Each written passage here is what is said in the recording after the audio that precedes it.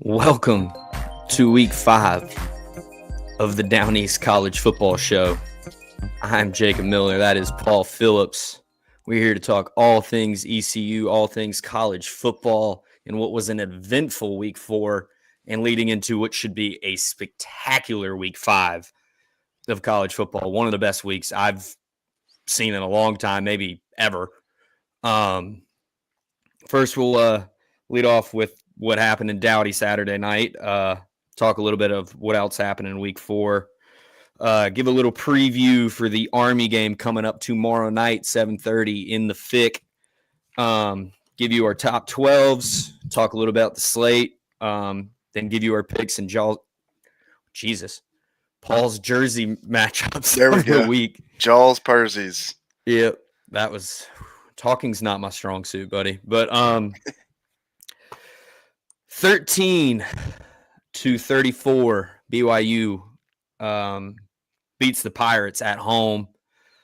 I know you like we were talking pre-show, you were kind of hit or miss at a wedding, but I guess I should probably start with the positives of this game. Instead of just being Debbie Downer, which I feel like most of the fan base on Twitter has done a pretty good job of being all week. Oh, yeah, as always.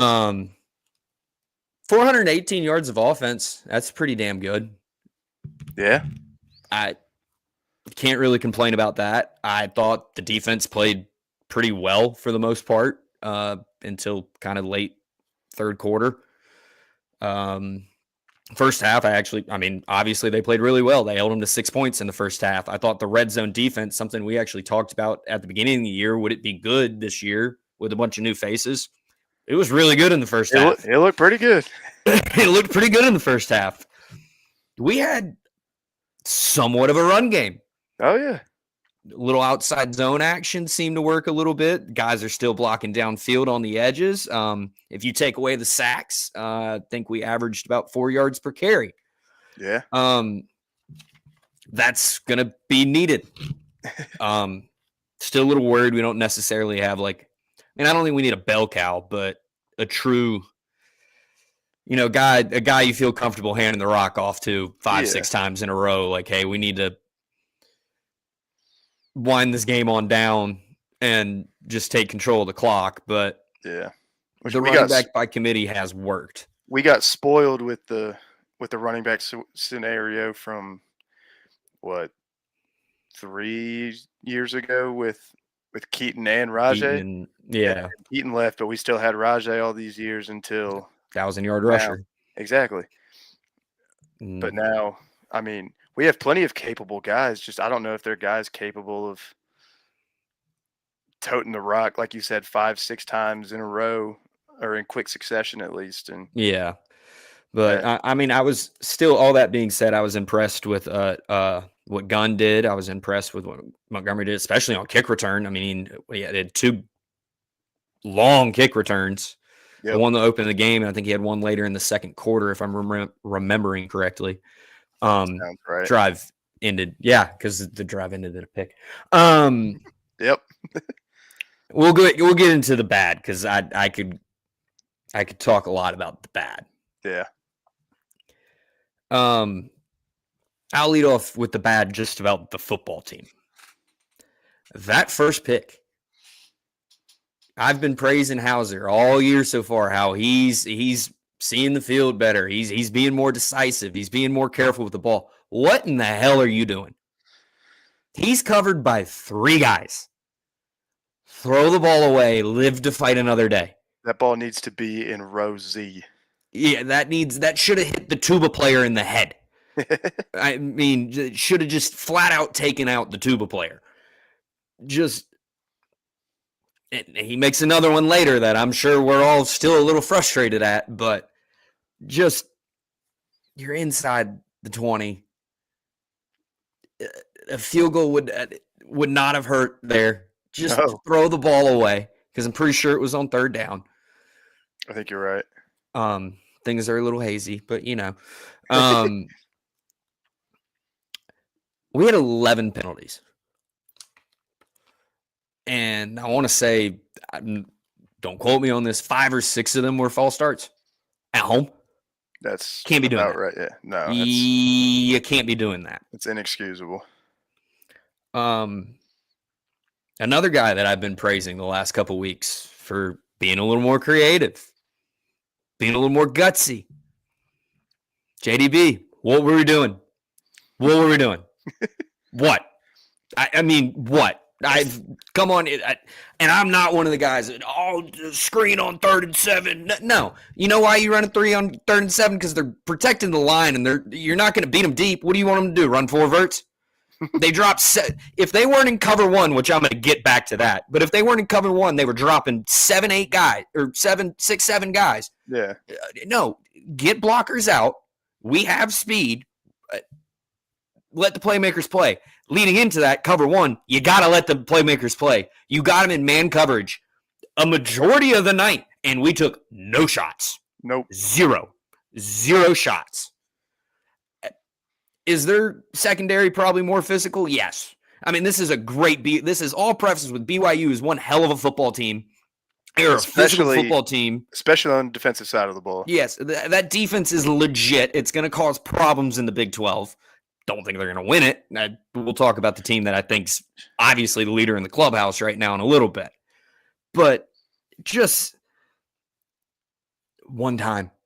You have speed on this team. I mean, Yannick Smith, not to take away players who had a good game. Yannick Smith had a great game. His counterpart, not so much, 3 drops. Yeah. Brock Spalding had a big catch. Like one of these guys, I don't know if their corners could have ran with him. We'll never know. No. We'll never know because we never tried. You'll never find out if you don't try it. I mean, they said Caden's he's got the arm. Throw the ball for whatever reason, and I down get the field. I want to say Campbell and NC State ran a lot of 3 high safety against us, so hard to have those big explosive over the top passes. He still had one against Campbell. Exactly. Never really needed to against Coastal, but we're getting into conference play, and we got a big matchup in 2 weeks. And we got a big matchup this week, in my opinion, probably in all of our opinions, but. Every matchup at this point is a big one. Yeah. I just, the sheer lack of creativity at all on offense was just mind-boggling. The fact that we just never tested their secondary in ways that I know this team can, just with the sheer speed we have at wide receiver. If I can see cover 1 from the stands after a couple adult beverages, he's got to be able to see him, and I know he did. And I'm just wondering what was the game plan to get back to Hauser a little bit. I don't know if he audibled to the RPO on the 1. Well, actually, before that, why did he not fair catch that ball? He was on what, the 8? It was inside with 2 guys screaming down at him. Yeah. Okay. Fumble recover. We're down at the 1. Yep. There's 53 seconds, 58 seconds, something like that. 58, I want to say. BYU's got 1 timeout. Get to the half. Get to the half. It was 6-3. You should have worn your hat. Yeah, I'm contemplating going downstairs and getting it. Run the damn ball. Run the damn ball. Run the damn ball. And if you're going to throw it, let's not RPO, like, off coverage. I kind of get what he saw. Yeah. But at the same time, the way I think he decided pre-snap that's where the ball was going. Oh, absolutely. Never checked it. I mean, that guy was screaming down. I could have caught that for a pick 6. He was playing the video game, basically. He knew the receiver he wanted and said, all right, I'm going to throw it to this guy and pray that nothing goes wrong. Well, something went wrong. Something went drastically wrong. And that will lead into my next complaint. I don't think Dowdy was very rowdy Saturday night. Just don't. I know I was worse the next day, but I don't think a lot of people sitting in my section were. Student section leaving at halftime. down 10? Really? Like, these young bucks, man, they weren't here for Scotty. No, they don't understand. They don't understand what bad is. And this is all preface. I still think ECU's a good football team, especially in the American. I think we're still going to have a good year. But, and you can't even call them spoiled, but I think the culture has been lost a little bit here. And it's been a while since we've had true winning football. Yeah. But that's still no excuse for fans or students. Not really fans. I will attest to Pirate Nation on that. I mean, I'm not even saying I left in the third quarter. It was out of hand. It was late. I'm sorry. But we weren't getting back in that game, leaving at halftime. I mean, I think we left with like 8 in the fourth quarter. Like, yeah, by that point it was done and done. It was over. But you know me, I'm not a leave the game early guy, but no. At the same time, I can absolutely sit here and justify it at that point. I can't justify a damn thing at halftime. Our offense was so inept, but leaving at halftime is just that's got to stop. And when the players go into the locker room and it's a pretty full stadium, them coming back out after the half, and everyone's gone, what's that going to do to their belief? Because everyone else gave up their belief in them. So I don't know that to be 100% true necessarily, but that's exactly how it feels. And it was a bad look. It's just not a good look. I hope things are different tomorrow night. Truly do. And it's always tougher with a Thursday game. But but I mean, it was a quarter. It was a quarter full coming out of the half. That's just embarrassing. Yeah. I mean, especially when it was damn near sold out. Yeah. Like it looked on great. My phone, watching it on the ESPN app. It looked great at the start of the game, and then second half rolls around. I'm like, what? And what not to say, I mean, it wasn't quiet the whole game. That first drive, place was rocking. It just, I don't know if it was just kind of the defensive pace of the game, but BYU's fan section seemed louder than us most of the game. Yeah. But I feel like I'm beating a dead horse. I'm saying everything that's been already said. But things got to get cleaned up in a hurry if the ECU Pirates are going to get back on track here. Definitely. A lot of things to clean up in a short week, and we'll get to that. We'll talk a little bit of the rest of the slate. Another one bites the dust, Paul. Another one bites the dust. Yeah. What's next for Oklahoma State now that Gundy's gone? I mean, it's tough to predict right now because I feel like I'm in the large majority to where, I know last year was terrible, and I know this year was on a similar trajectory. That man has basically poured his entire life into that university. Mike Gundy has. He was their starting quarterback in the late 80s, had held multiple assistant jobs there before becoming the head coach, and has spent the last 20, 21, whatever seasons there as their head coach.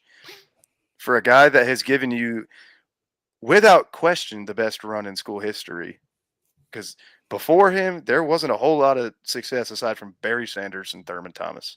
Yeah. Which is funny because Mike Gundy was the quarterback of those teams. But like I said, it's tough to predict because you had to assume he was at least going to get to the end of the year. I know it was bad, but with it being Mike Gundy, I feel like you gotta the leash had run its length, but that come on, I don't know, that it kind of rubbed me the wrong way. But again, I don't know where you go from here because I don't even know who their interim guy is going to be, and I don't know after these last couple seasons who you look for and who's willing to take that job. How appealing of a job is it? Christian with the come after me, I'm a man, I'm 40. Well, now he's 58, so, and he's still got the same mullet. It's crazy that was that long ago. Yeah. mean, I guess he's got some drinking and driving in his future to do. Yeah, I mean, he is he does promote that. Yeah, I don't know where you go, and I'm with you. I thought, was he going to get canned at the end of the year anyways? Yeah. Yes. Give him to he's been there forever. It's Gundy. That's the best. Like you said, that's the best they've ever been. They were consistently relevant under him. Was it probably worn thin?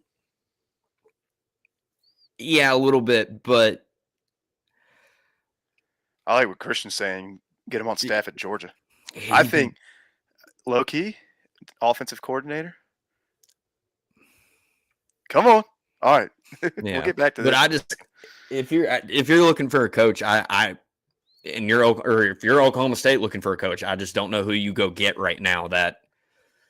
I mean, the grass ain't always greener on the other side. The two names that I've seen more than anything are Jeff Traylor at UTSA, but I feel like the heat kind of wore off on him a little bit in these last couple of years, and then G.J. Kinney at Texas State. But I feel like every time a job opens up in that part of the country, those are the two names that get thrown around no matter what it is. And like in the case of, well, we'll start with Traylor.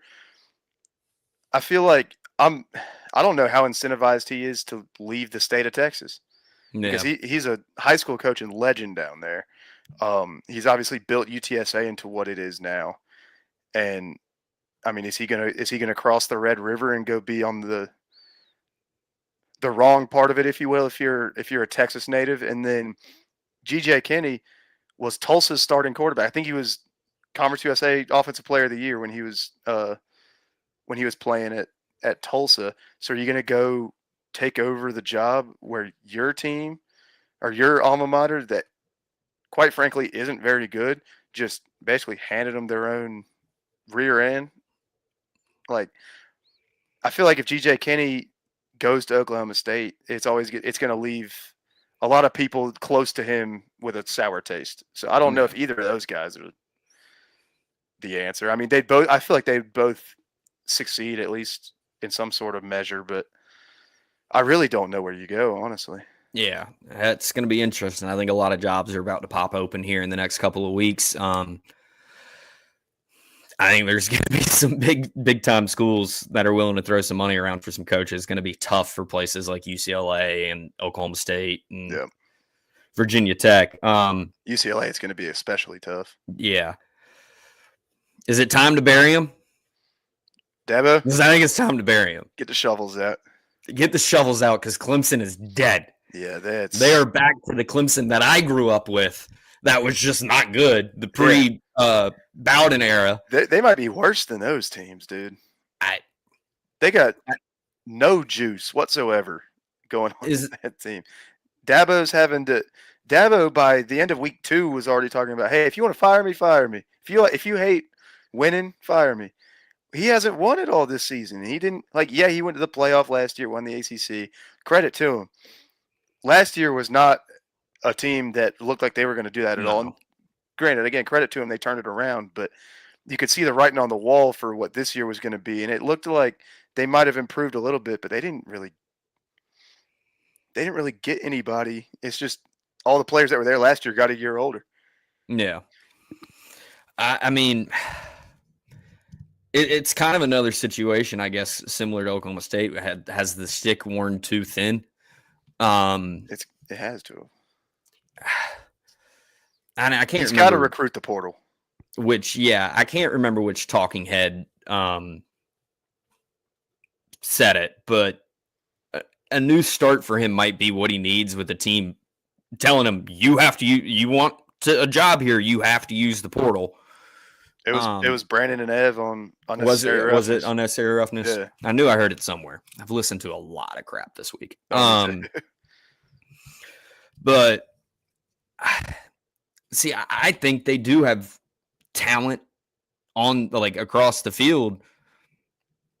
Something I heard Brooks Austin, their podcast, point out at the beginning of the year is their team speed is slow. When Dabo and Clemson were firing on all cylinders, they had speed all over the field, both sides of the ball. Yeah. They don't cover like they used to. I just would remind Clemson fans of what they were 15, 20 years ago.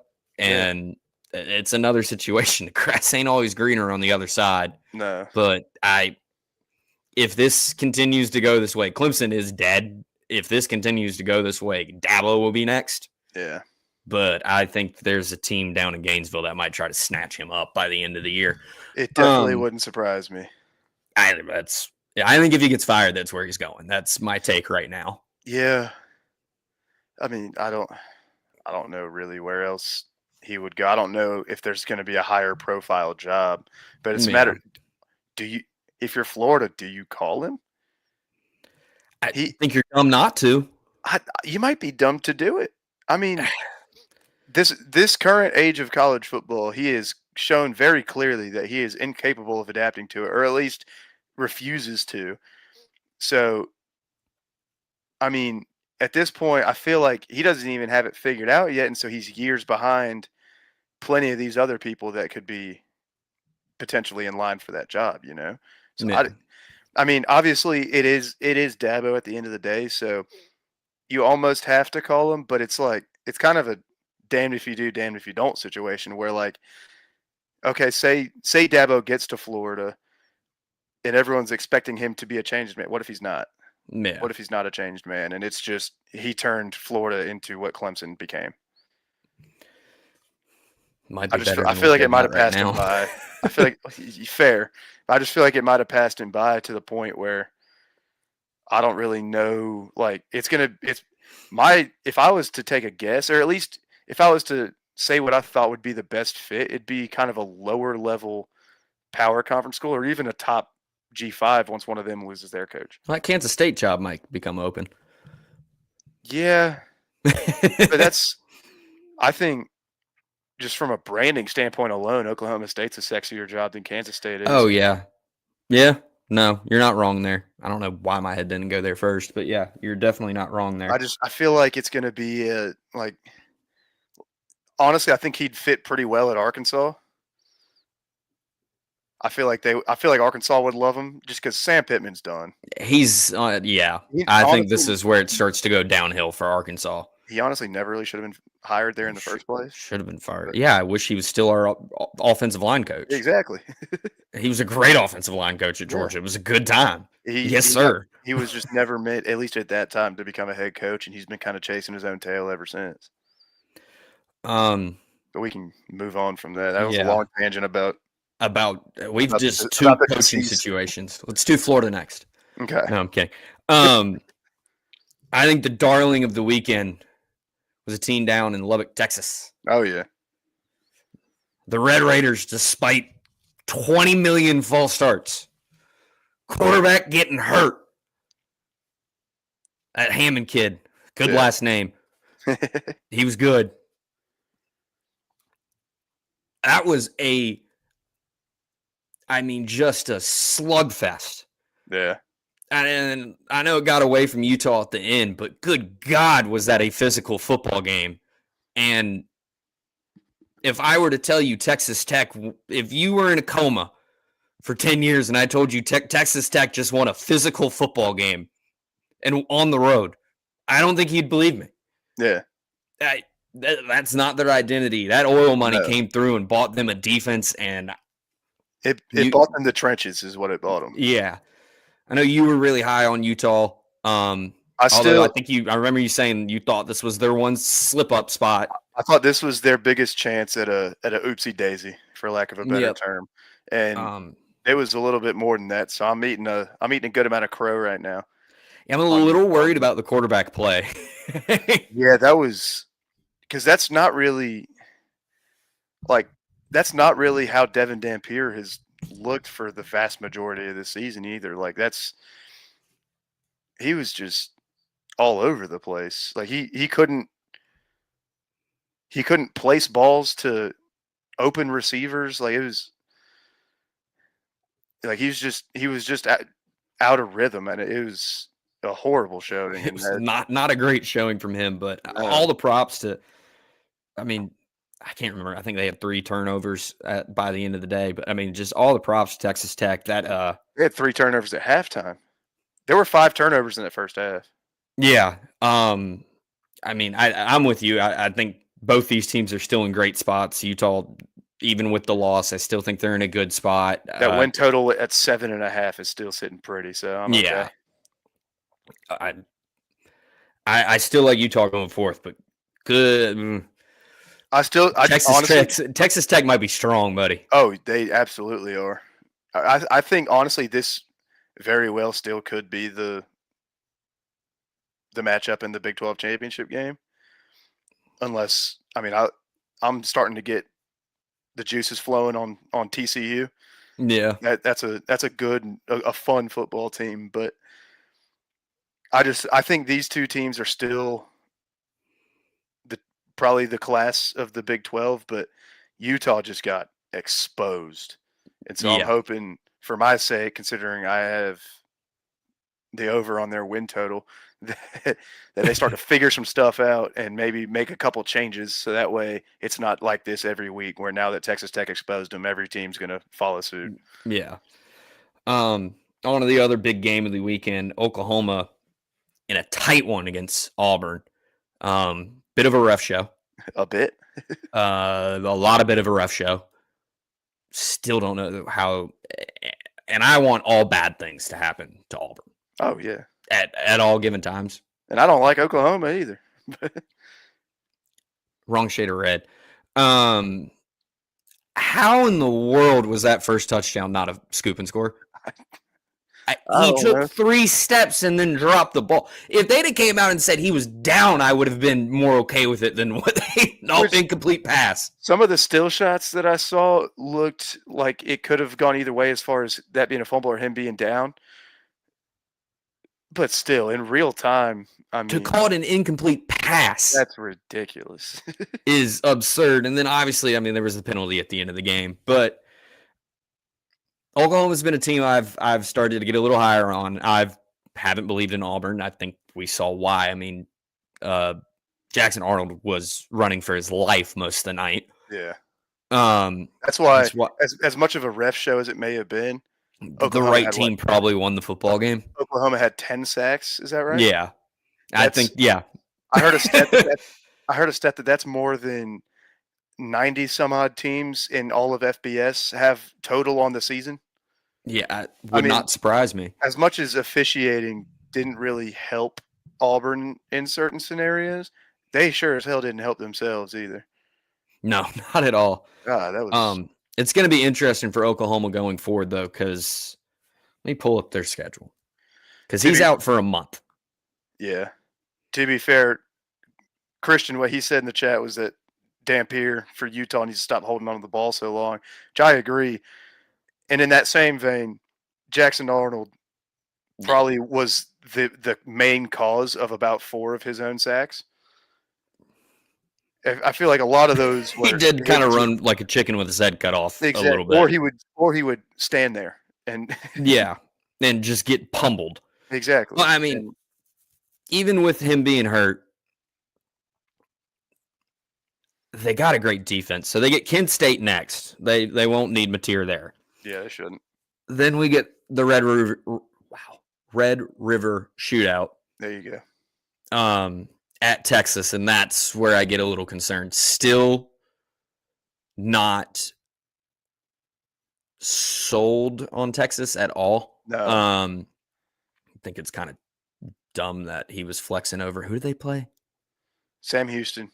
One thing I meant to put in my notes is first to talk about is how corny that was. Let me step over the guy at Sam Houston State real quick. I will say, just Sam Houston now. I will say an even cornier thing was Johnny Manziel speaking publicly about that and he himself calling that corny. He did the exact same thing against Sam Houston State, against the same opponent, did the same thing. I will not hear no Johnny Manziel slander. I love Johnny, but that was crazy. Of all people to call someone out for being flamboyant and against the wrong teams, Johnny's probably not the guy. No, should be. But again, that combined with the fact that he did the exact same thing down to the opponent. Yeah. That was when Sam Houston was FCS. Yeah, what Michael said, like Baker flexing on Tommy DeVito. Yeah. Which, yeah, hey, y'all put stuff in the chat, questions, comments, funny crap. I'll throw it up. We'll talk about it. Probably a good spot to give a little break before we go into the Army I got a couple about Nebraska. More, just random notes. Yeah, Nebraska was one of them for sure. They haven't. What is it? They haven't beaten a ranked team since 2017. I think so. They've lost longer? Their last 28. I want to say that number might be a bit off, but in that ballpark, straight losses against ranked teams. Yeah. Haven't been very good at gambling this year, but I told you to take Michigan. Yeah.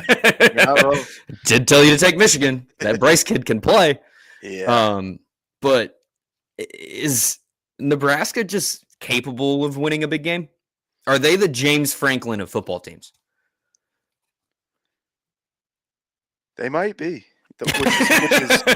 Which is a very weird question to ask because that was right off the top of the dome. I guess that's kind of Penn State, I guess, by default. But I feel like Nebraska, James Franklin's harder than James Franklin does. Yeah. I mean, I'd rather be James Franklin than Nebraska, but I completely agree. Just Michigan showed a little life. They came back late there, but however much of it they had left.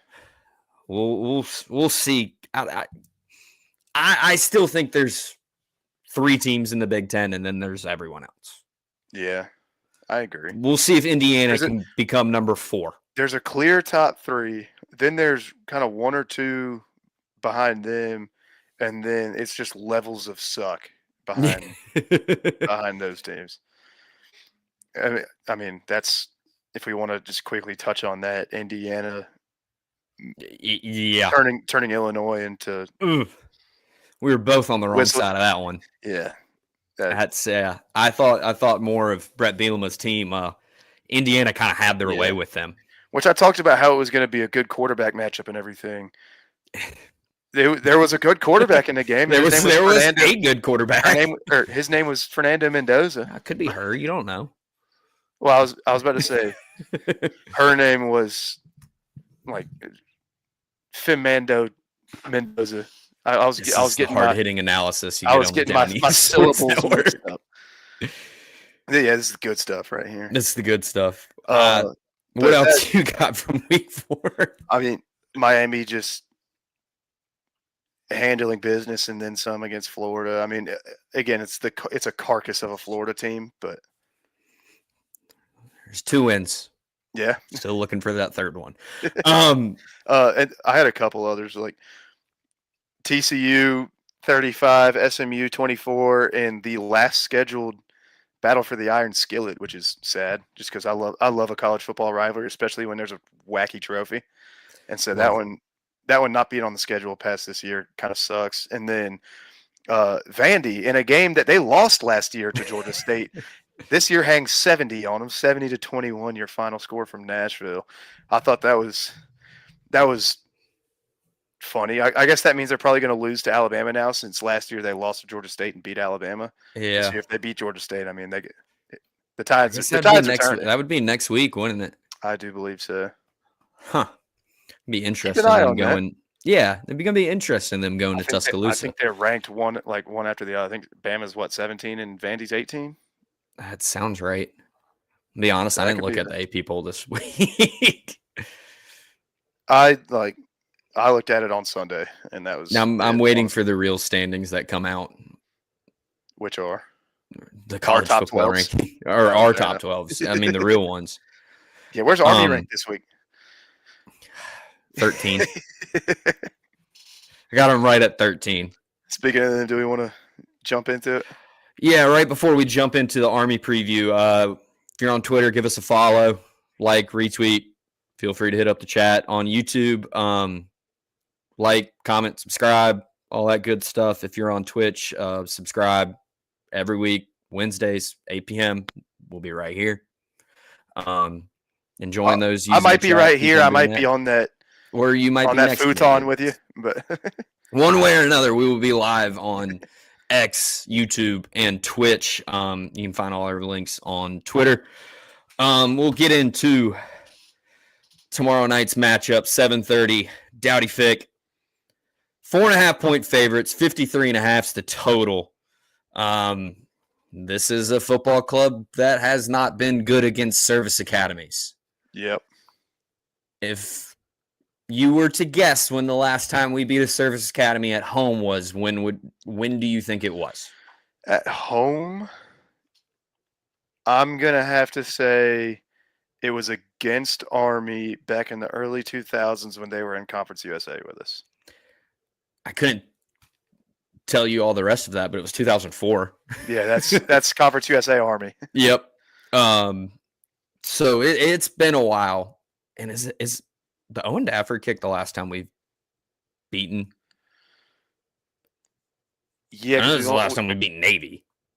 Yeah, it's the last time we beat Navy, and the only time we've played Army since back then was last year, and that was obviously away. So yeah, it was my guy with a 54-yard straight to Nuketown.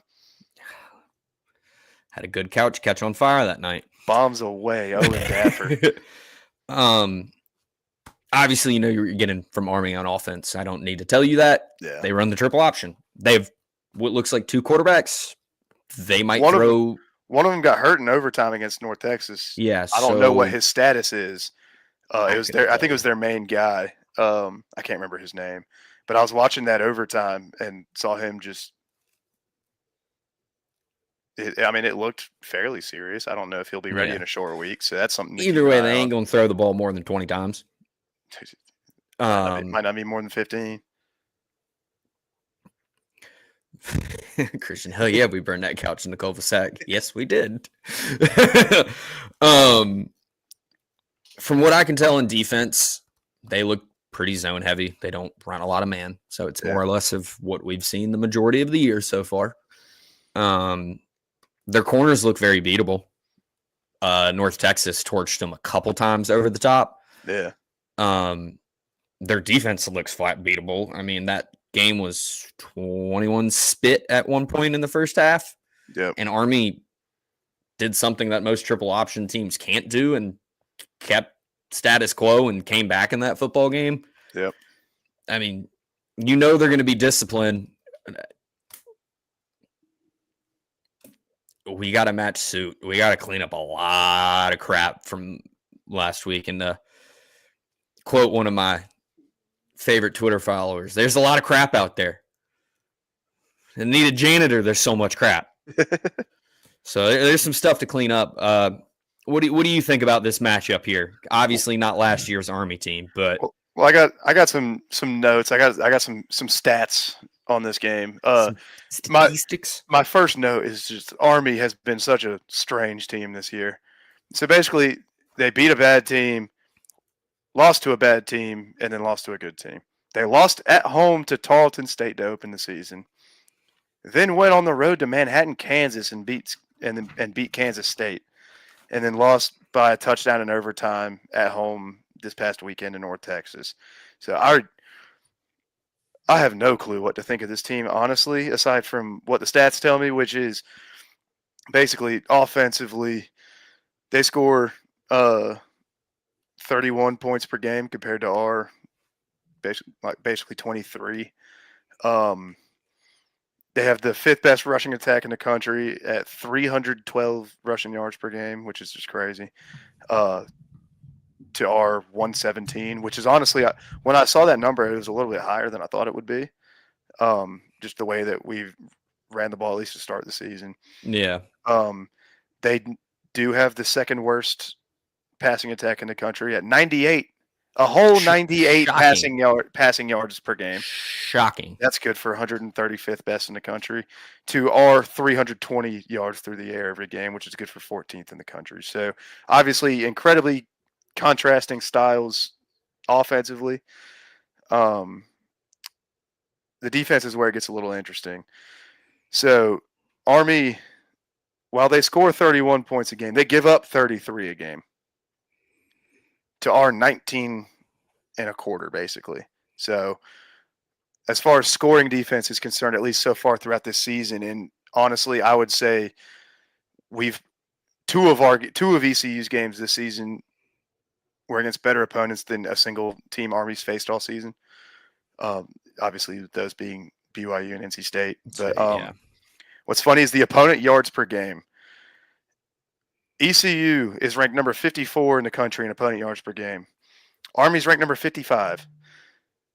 We give up 360, they give up 362. So it's but when you what that tells me is when you look at it, yeah, we basically give up the exact same amount of yards in a game, but we've been better off so far this season as far as limiting scoring while giving up those yards, to where Army's given up almost 2 touchdowns more points per game, basically. So that's something I like to see. I don't have any nitty gritty analysis, but those are some interesting stats that caught my eye. I don't know if you got anything else, but I do have a potentially ballsy scores prediction. I mean, it's nothing different than I've ever said on any of these podcasts we've done together. When it comes to playing a option team, you have to be gap disciplined. Your eyes have to be in the right spot all game long. I think our defense actually is capable of doing that for the most part. I know this is in the past a team that has struggled with the triple option. There's now 3 teams in the American that run it, so you better get used to it. Well, who's the Rice now runs it. Oh, that's right. That's right. Shout out Igo. I'm just recycling things I learned. I had completely forgotten about Rice. I almost want to pull up Cam's text about the triple option, but you just got to be gap sound. At the end of the day, you got to be gap sound. I think it was last year against, was it against Army last year? I'm trying to remember. Did we play Navy last year? With Navy last year. Yes. Yeah. Yeah, last game. I think it was the Army game that he tried to come out in kind of like a 4-4 look on defense. Yeah. Load the box a little bit. I've kind of liked what I've seen from our safeties in run support. I don't think we need to load the box that way. I think we could use our safeties and actually be able to do some things with them and maintain the outside. I worry if with the short week, how much can either team clean up? It's going to be tough, again, for either team. I mean, it's hard to do that no matter who you are in a short week. It's all about basically how far along in you are in your progress to where you want to be. Yeah. I feel like we're probably closer to that. Just given what I've seen from Army, and obviously a bit more of a limited capacity compared to my alma mater, but yeah, I've been struggling with this game since about Sunday. Once I recovered, I'll let you go first because I still don't know which way I'm going in this game. Let's just say I love the -4.5 here. Give me 34-17 Pirates. I think this is potentially a game where we at least figure some stuff out, or just get lucky. I don't really know what it is. It feels good. It feels good. I think this is a really, really tough spot for the Pirates. I think so too. Just kind of got your tail whooped last week. It was close at the half, but just for whatever reason in the second half, it got away from them. Who's to blame? I don't think this is a look-ahead spot just because you did just lose, but Tulane's next. If we were to lose this ball game, I think that we're in trouble. Yeah, because I think it could go downhill quick. The service academy aspect really scares me. I can't lie, Paul. We just don't beat these teams. We don't. For whatever reason, we do not play well. Our offense that looked clunky last week always looks clunky against these teams. And I worry if we get off to a rough start on offense, can we get ourselves out of it? Can we play call ourselves out of it? Right now, doesn't seem like it. You did it against NC State, but you damn sure didn't do it last weekend. Man, I hate to say I think Army wins this one close. Yeah. 27-24. I just got a bad feeling. And to quote Holden Mayo again, I hope I'm on a hype video at the end of the year. Like, I hope I'm dead wrong. I do not want to be right about that. Yeah. But I got to go with my gut. I don't have a good feeling about this. We'll see. I really hope my opinion on this team changes and we go in and have a tough fight in New Orleans next week. But I'm scared this season slips starting this week.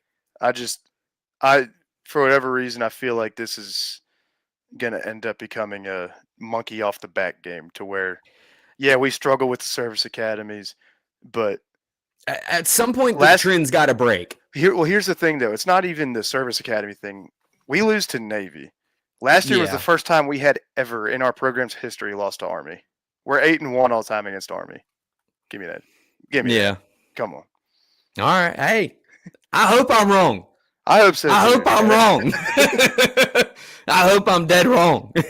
There's a good chance that I'm dead wrong here, and this is a field goal game, and it's 13-10. Army covers. Because I almost looked at the over here, but I was like, Army's just not going to pull their weight in the over, I don't think. Even though it did hit last year when they dropped 40 on us, I think. But that was a different Army team. Oh, absolutely. This is a worse Army team than last year. And at this current point in the season, you look at right now compared to right now last year, this is a better ECU team. So, yeah, I don't disagree. I think we're the better football team. It is a weird, like, just. I got bad vibes. It never feels right. I got bad vibes. I don't know what to tell you. It's always bad vibes playing. Bad vibes about both my teams this weekend. I'm not looking. I might just watch the Ryder Cup because I'm too big of a you know what to watch my. Only other point I got on the game is I hope Winston Wright actually gets a snap this week. Just be Mike fun. Wright or Mike Wright. Winston Wright. I don't know what I'm thinking. You're thinking of last year's receiving core. But yeah, I hope Mike Wright gets a little burn this week. That'd be cool. Yeah. Didn't take a snap against BYU, so which is crazy. I feel like nice. That's the game you rip out your gadget guy. Yeah, you have an absolute just problem. Yeah. Your offense is not working. Hey, throw the weird guy in there. maybe try something. Throw the gadget in there. Something. That's about all I got on ECU. Yep. I don't know about you. I'm good. I just said we're gonna win by over 2 touchdowns. I think I've said enough. Well, maybe we'll have something good to talk about next Wednesday. I hope so. Sure hope so. I know you'll be in Belk a lot. I sure will. Let's be honest. I'll be there. Yeah, I know. Y'all couldn't find us. Yeah, if you're around Belk for whatever reason and want to you're over at the D-Lot. Shoot the breeze, come over to D-Lot. Go ahead and rip the top 12s here. Yeah. You want to lead it off? I can, yeah. There's been a shakeup. Not by any, at least at the very top, there's been a shakeup. Not by any one particular team's doing. It's kind of their not doing. There's a new number 1. Ooh. I was wondering when you were I almost made the switch, but I almost put a third team here at a different team at number 1, but I held off. Number 1, I have the Ohio State Buckeyes. I just feel like at this point, they're not the clear number 1 because I think this team I have ranked at number 2 or the team I have at 3 could all make a case for it. I just feel like they've been there basically the whole year and they've kind of proven it. That being said, we go to a team that has pulled a lot of weight as far as making a case for number one. The Miami Hurricanes, I have at number 2.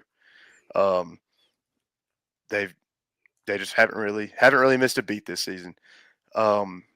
He is where Penn State is. If you've watched at least one episode of this throughout this season, you know how I feel about Penn State. It's just they haven't really done a whole lot, so I figured I'd reward the teams that have. Number 4, Oregon. Low key might at some point in the country be classified, or at some point in the season be classified as best team in the country. They look pretty damn good. Number 5, I got the Dogs. I feel like it's pretty self-explanatory. I still think they're the best team in the SEC, but speaking of the SEC, number 6, right behind the LSU Tigers, they fell a little bit in my poll. Again, not really much of their doing. It's kind of their not doing. Number 7, Florida State. That's roundabout where they've been ever since they first cracked in. Number 8, I have the Oklahoma Sooners. That very well could change next week with the absence of John Mateer, but we'll see weeks from now when they actually play not Kent State. Number 9, I got A&M. I think Marcel Reed is making a case to potentially be a dark horse Heisman candidate and maybe the best quarterback or maybe at least a top 3 quarterback so far this season in the SEC, I think. Number 10, I have Indiana after that just massacre that they put on Illinois. Not much to be said there. Indiana looked for real. It's funny because the narrative on Indiana has been that, yeah, they've won a bunch of games, but they haven't really played anybody. That narrative continued through this weekend into this week because they beat a top 10 ranked team so bad that they thought this top 10 ranked team, that obviously isn't any longer, was just bad.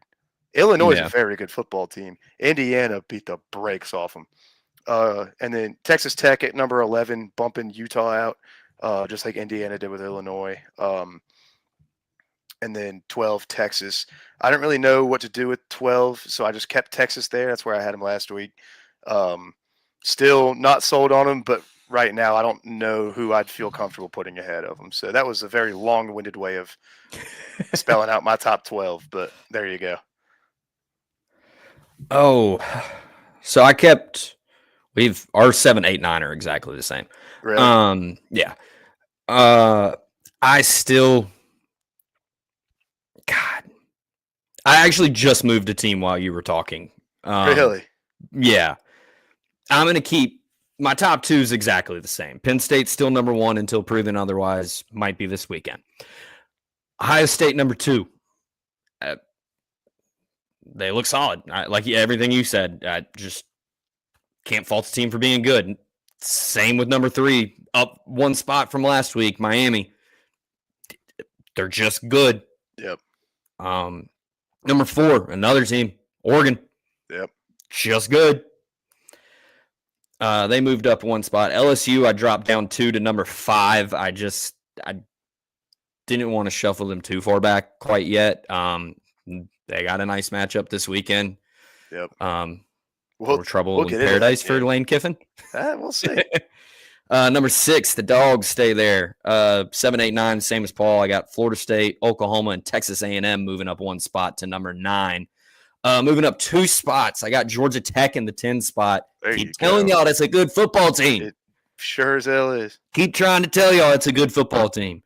Number 11 and 12 are my, hey, I'm sorry, I was on the wrong side. Number 11, I got Texas Tech. Number 12, I got the Indiana Hoosiers. So a little movement from me, a little movement from you. We'll jump into the slate now. Speaking of trouble in paradise for Lane Kiffin, is she a mole? Is she working for LSU? Which way is she going? What I saw, it's funny enough, I don't know why Old Row Sports is the main publicist of this story, but back in it was either late August or early this month, they put out a tweet or something about the two of them, about Whit Weeks and Landry Kiffin being together. So apparently this isn't a new thing.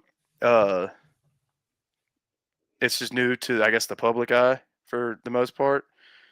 I don't really know who's the main benefactor here. If it's Whit Weeks and LSU for having that leg up on Lane Kiffin, or if it's Lane Kiffin now who's just going to come after his throat. Which I don't know if that would actually happen. He did tell you to take the over. Oh, I know. And 55.5, by the way. I just might. 55.5. Old Miss, 1.5 point favorites.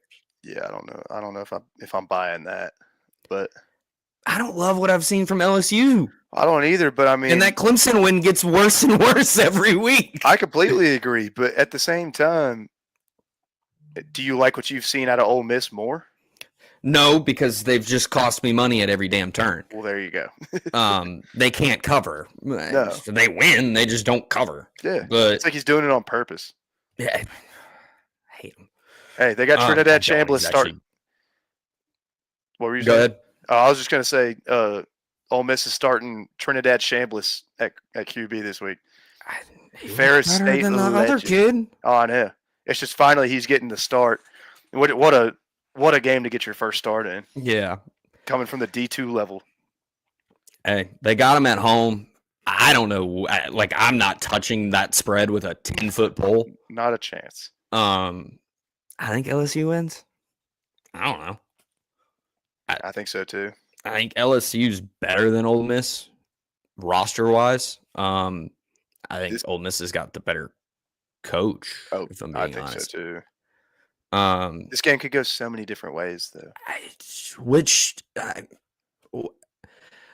The only thing that makes me think LSU is going to win this game from like an X's and O's standpoint is the fact that I think I've seen high school offensive lines that block better than Ole Miss's. Yeah. And LSU's got a good pass rush. There's your key to the game. That just kind of how I got it going. Hard to dispute that. Next, we go to Happy Valley, where there will be a whiteout as the Oregon Ducks come into town and take on the Penn State Nittany Lions. The Nittany Lions, 3.5 point favorites, 51.5 your total. Love the over here for what it's worth. Didn't take it in our picks, but I actually love the over here.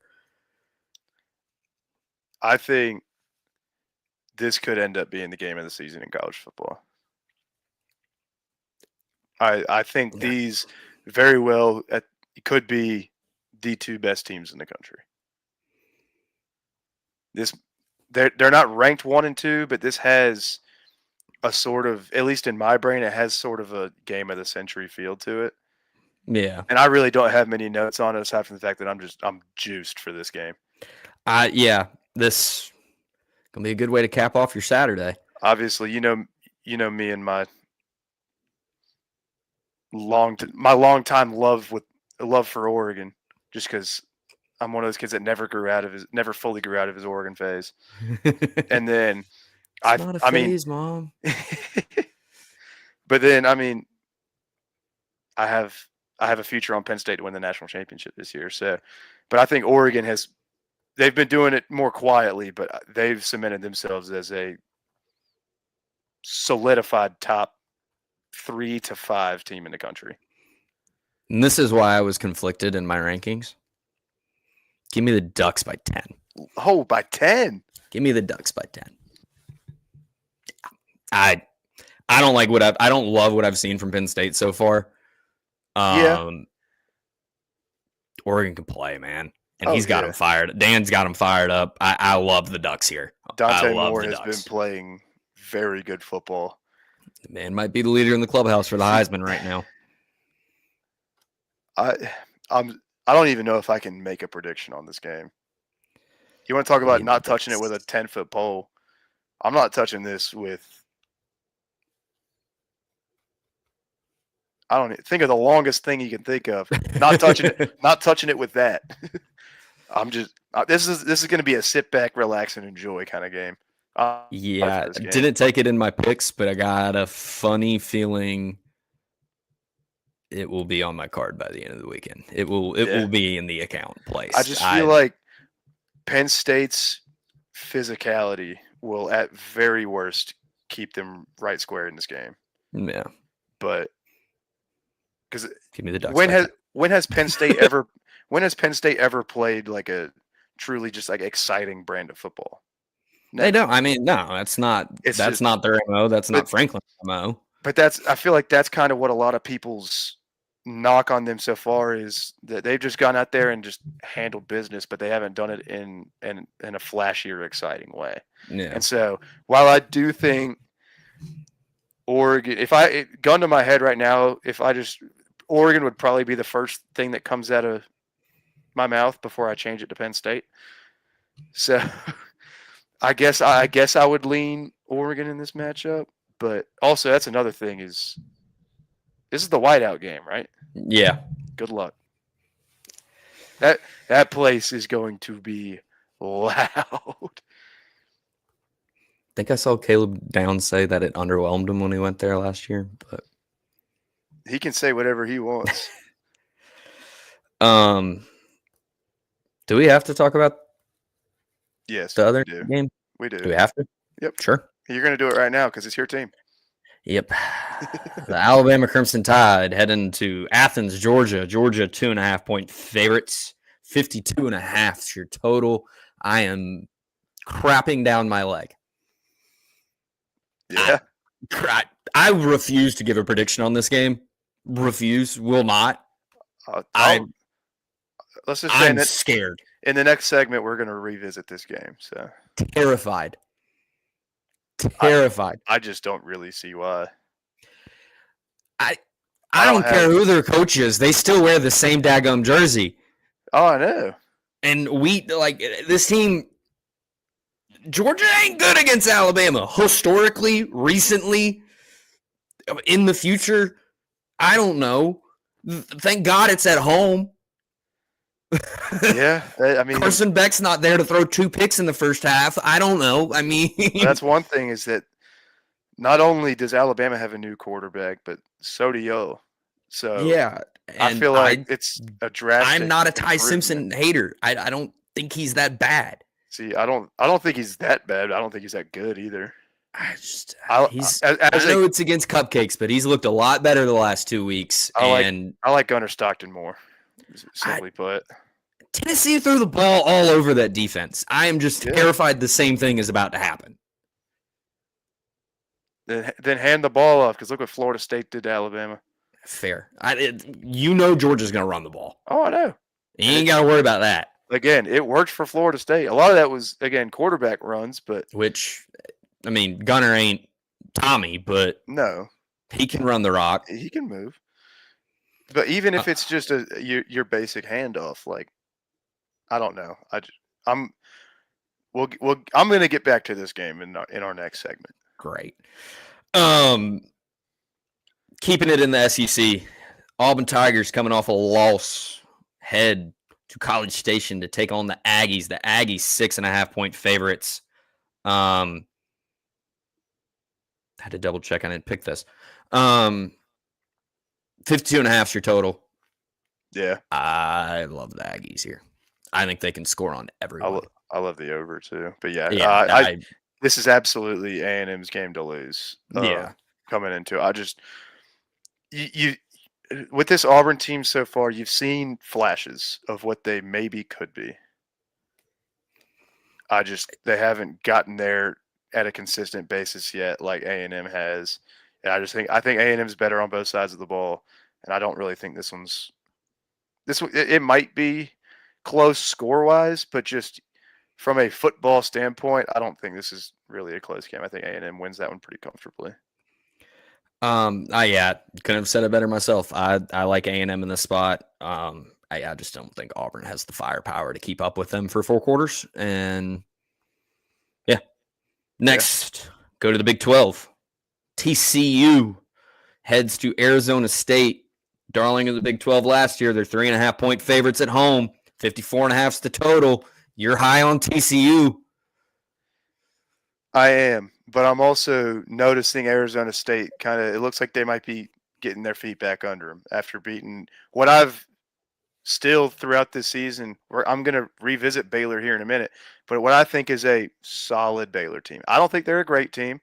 I don't think they're a bad team. I think they're a very solid team with a great quarterback, by the way. But it's just something about this TCU team they're fun, man. Yeah. Hey. And I like the Horned Frogs in this spot. I cannot lie to you. I also think this might be somewhat of a letdown game for Arizona State. Yeah, I just don't think this is relative. Like, this Arizona State team to me doesn't have the same swagger it had last year. No, they don't have this. They don't have Cam Scatterby. Well, yeah, but, I mean, they still got Levitt, who's one of the best quarterbacks in the country, in my opinion. But yeah, I think he's a solid QB. I don't know too much about either of these teams, if I'm being completely honest. TCU feels like they're coming into this game hitting their strides, and Arizona State feels like they just got their stride back. So I'm going to take the team that's been doing it a bit more consistently throughout the season. Yeah, I'll tell you on that. You've been more right than I have this year, so hey. Let's go Horned Frogs. Here we go. Back to the SEC. Speaking Tennessee, 7.5-point favorites on the road. They head to Stark Vegas to take on the Mississippi State Bulldogs. 63.5 is your total. That's a lot of points. That's a whole bunch of points. I will save my opinion on this game for the next segment. Yeah. You know me and how I've felt about this Mississippi State team this season. I think this might be a slippery spot for Tennessee. I would lean Tennessee in the game, probably. Watch out for the Bulldogs. Watch out. With it being in Starkville, too, I know you've seen all the extracurriculars going on in Starkville this same game weekend involving biscuits and gravy. Yep. I might have tickets. Can I go? What's going to have a bigger draw? I can't remember the name of the place now. I'm not going to say what it is, but I'm not saying the name of the place. It's just the craziest thing I've ever seen. But vibes are high in Starkville. Vibes are high. So watch out for this game. I don't have a concrete pick on it, but I wanted to throw it on here just as this could get wild game. Vibes are about as high as those young ladies' cholesterol is going to be afterwards. It's gonna. Hard-hitting analysis here on the Down East Sports Network. What a concept that is. Who thought of that? Lock that guy up. Yeah. The Buckeyes, 8.5-point favorites. They're heading out west, sucker, to Washington. 52.5 is the total. You want to talk about a slippery slope or a slippery spot? This is for Washington. I believe they're still unranked. Washington being unranked, I think they are they're the other team with Indiana that I look at in the Big Ten where I'm like, they could be in that mix. Here's your test. Yeah. I just don't know if they're ready for it. I like Ohio State. I do too. I definitely lean Ohio State, but I'm a Damon Williams guy.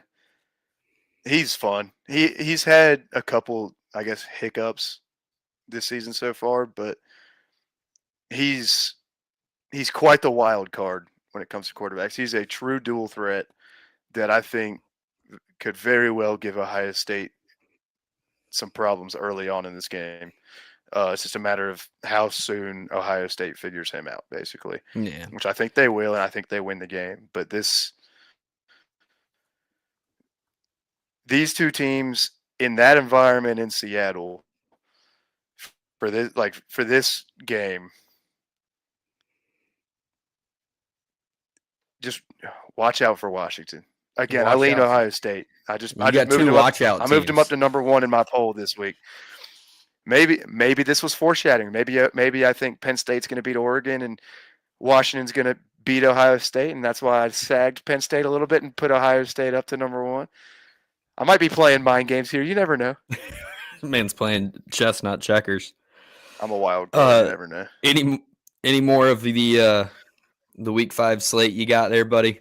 A lot of good Not games. that I got. We usually don't do that many games. No, we've already been going for almost an hour and 15 minutes. Yeah, we'll try to get to the sprint to the finish line here. It's a hell of a slate this weekend, though. So great slate. Whatever game you're watching is bound to be a decent one. This is a multiple TV kind of day.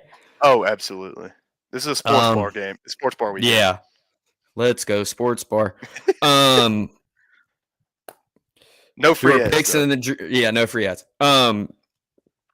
Do our picks and then jerseys, and we'll try to sprint to the finish line here. I'll let you lead off, Paul, because you're the leader in the clubhouse. All right.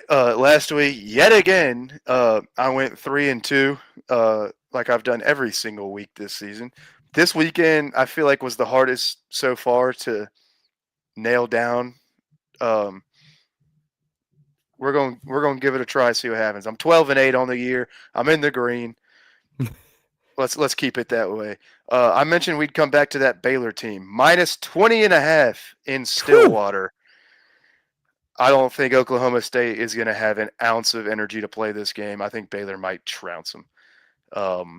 Moving on to Athens, Georgia, where I think the Georgia Bulldogs cover that 2.5, win this game by at least a field goal over the Alabama Crimson Tide.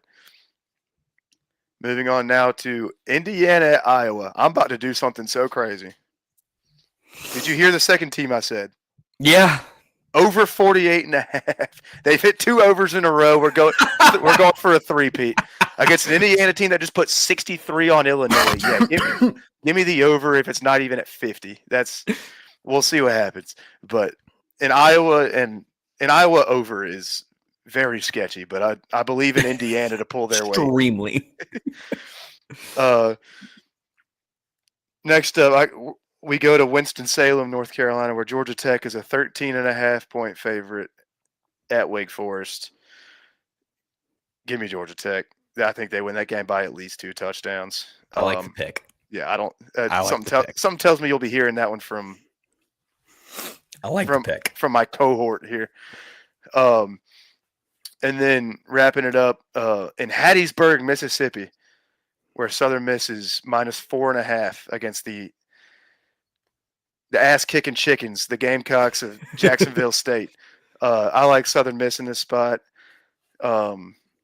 It's a home game against the Conference USA team. I don't think Southern Miss is really all that special this year. And Jacksonville State, I think, is probably in the top half of the Conference USA. I just think this game being at Southern Miss is going to – I think home field advantage is enough here for them to probably win by a touchdown. So those are my 5. Really like one of them. Yeah. God, why do people bet on Georgia that I'm friends with? They're a good football team. Me, on the other hand, back-to-back weeks, 2-3. We were 17-14 on the year, solid 33%. Do I have my numbers off?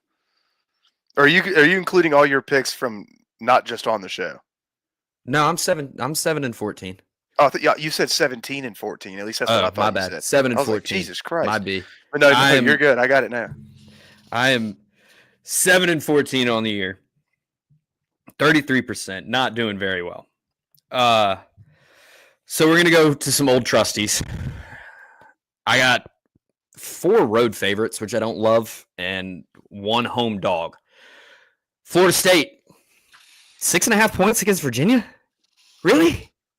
I'm going to get to Virginia in this final segment. Give me the Seminoles. I've been riding high with them all year. I'll hate them come rivalry week. Georgia Tech. The rambling wreck of Georgia Tech. The rambling wreck, 13.5 points against a god-awful Wake Forest team. That team sucks. Give me the rambling wreck. We talked a little about how Sam Pittman might not have a job by the end of the year. I don't think this week's going to help his case of keeping it. 4.5 points Notre Dame is the favorite. I almost took Give this me game. The Fighting Irish. I almost took this game, but I also, in the back of my brain, was like, this could be yucky. Arkansas could win this game. Just because I'm not impressed with Notre Dame this season, but I stayed far away from it once I I don't like Notre Dame. I don't think Notre Dame's as bad as everyone thinks they are. I don't think they're bad at all. It's just they haven't shown me anything. So they're gonna make the playoffs. I don't think they are. They've lost 2 games already. They're gonna make the playoffs. If you say so. You might say they're a sleeping dog. I watched that Tennessee team put up a ton of points on what's supposed to be a pretty darn good Georgia defense. I think that passing attack is too much for a Mississippi State team that has showed they are susceptible to the deep pass. Give me Joey Aguilar and the Volunteers, 7.5 points. Ending with my home dog. I had him last week. Didn't say him on the show. I believe in this team. They're playing Duke at home. Wow. Give me the Cuse plus 5.5. And that will wrap it up for my picks. We'll end it off here with. You say they're plus 5.5? Yeah, the Cuse is plus 5.5. It's probably because their quarterback tour is Achilles. Oh shit, I forgot about that. Yeah, they'll still be Duke. Well, there you go. Look at that. I was trying to help you out. You said no. No, I'll still take them. I love it. I don't think Duke's that good. I don't think so either. That's all I got.